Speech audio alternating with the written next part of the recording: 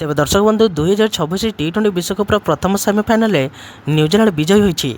Pin Allen ऐतिहासिक शतक हासिल कर न्यूजीलैंड को रेकर्ड विजय देते। तेबे यही पराजय सह साउथ आफ्रिकार टी20 विश्वकप जितबार स्वप्न पुणी थे भांगी जाइए। 2026 टी20 विश्वकप्र प्रथम सेमिफाइनाल साउथ आफ्रिका प्रथम बैटिंग कर 169 रन करथिला। तेबे जवाब में न्यूजीलैंड मात्र 12.5 ओवर 173 रन कर मैच जीति नहीं। तेबे न्यूजीलैंड पक्षर फिल एलेन 33 बॉल अपराजित 100 रन विनिंग इनिंग्स खेली। से 10टी चौका और 8टी छक्का मारी। न्यूजीलैंड द्वितीय थर पर टी20 विश्वकप फाइनाल में पहुंची। तेबे न्यूजीलैंड टीम लगी एलन व्यतीत ओपनिंग करथिबा टीम सफर्ड एक चमत्कार इनिंग्स खेली। सिफर्ड 33 बॉल 7टी चौका और 2टी छक्का साहाय्य 58 रन स्कोर करथिले।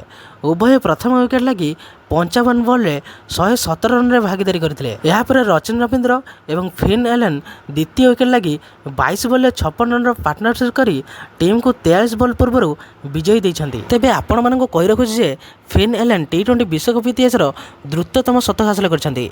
एहा पूर्व टी20 विश्वकप रे वेस्टइंडीज क्रिस गेल द्रुततम शतक हासिल करथिले। तेबे गेल 2016 टी20 टूर्नामेंट रे 47 बॉल शतक हासिल करथिले। तेबे दर्शक बंधु दक्षिण आफ्रिका यही मैच को हारी बहुत कष्ट अनुभव करिछि। कारण 2024 टी20 विश्वकप रे सेमाने फाइनाल को पहुंचीथिले एवं भारत ठारू हारिथिले। पुणी 2026 टी20 सेमिफाइनाल रे सेमाने न्यूजीलैंड ठारू हारिले।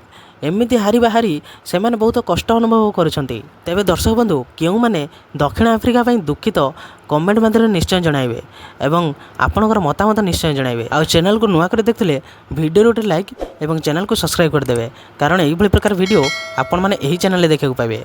तेबे रहिली जय श्री राम, जय जगन्नाथ स्वामी, हर हर महादेव।